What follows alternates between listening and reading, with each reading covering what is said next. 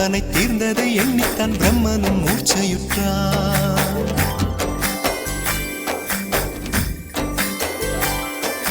மின்னலை பிடித்து மேகத்தில் துடைத்து பெண் என்று படைத்து வீதியில் விட்டு விட்டார்.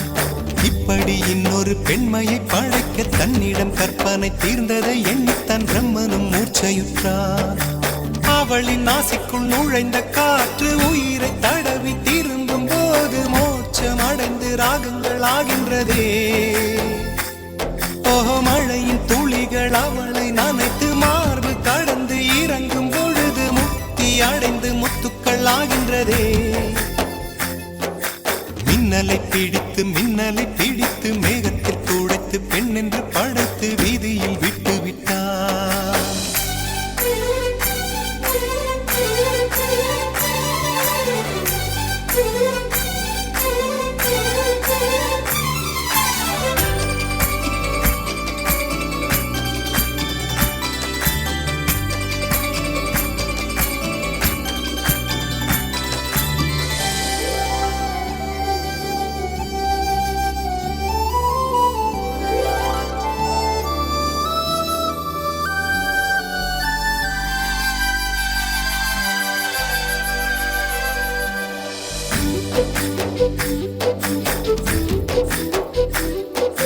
நிலவின் ஒளியை பிடித்து பாலில் நனைத்து கன்னங்கள் செய்து விட்டார்.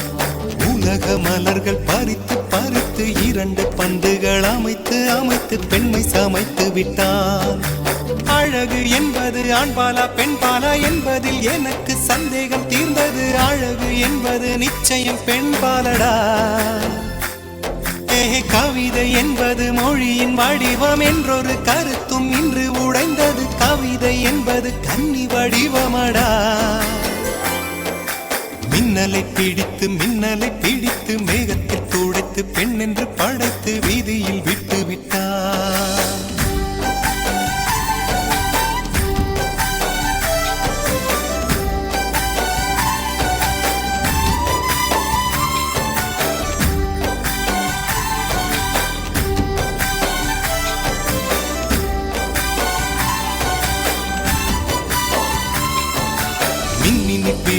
மின்மினி பிடித்து கண்களில் பதித்து கண்மணி கண் பறித்தாள்.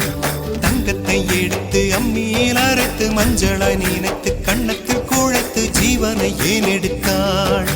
காவித்துறவிக்கும் ஆசை வளர்ப்பவள், அருகம் புல்லுக்கும் ஆண்மை கொடுப்பவள், பெண்களின் நெஞ்சுக்கும் பித்தம் கொடுப்பவளே.